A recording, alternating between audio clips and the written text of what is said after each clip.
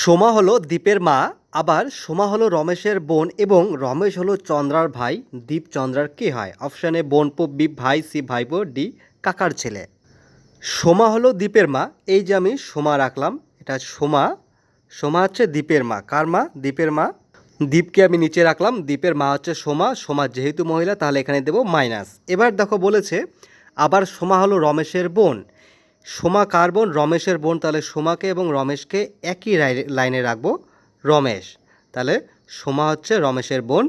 তারপরে বলেছে রমেশ হলো চন্দ্রার ভাই। এই রমেশ আমার ভাই। কার ভাই? চন্দ্রার ভাই। যেহেতু চন্দ্রার ভাই তাহলে আমি চন্দ্রাকেও একই লাইনে রাখবো। এবার দেখো রমেশ হচ্ছে ভাই, রমেশের পাশে প্লাস চিহ্ন। এবার দেখো চন্দ্রা, রমেশ এবং সোমা তিনজনই ভাই বোন। চন্দ্রা সবচেয়ে বড়, তারপরে ছোট রমেশ, তারপরে সবচেয়ে ছোট সোমা এবং সোমার ছেলে হচ্ছে দীপ। এবার প্রশ্নে বলেছে দীপ চন্দ্রার কী হয়? দীপ চন্দ্রার কি হবে? দীপ হবে চন্দ্রার কি? বোনের ছেলে মানে কি? বোনপো। উত্তর হবে অপশান এ বোনপো।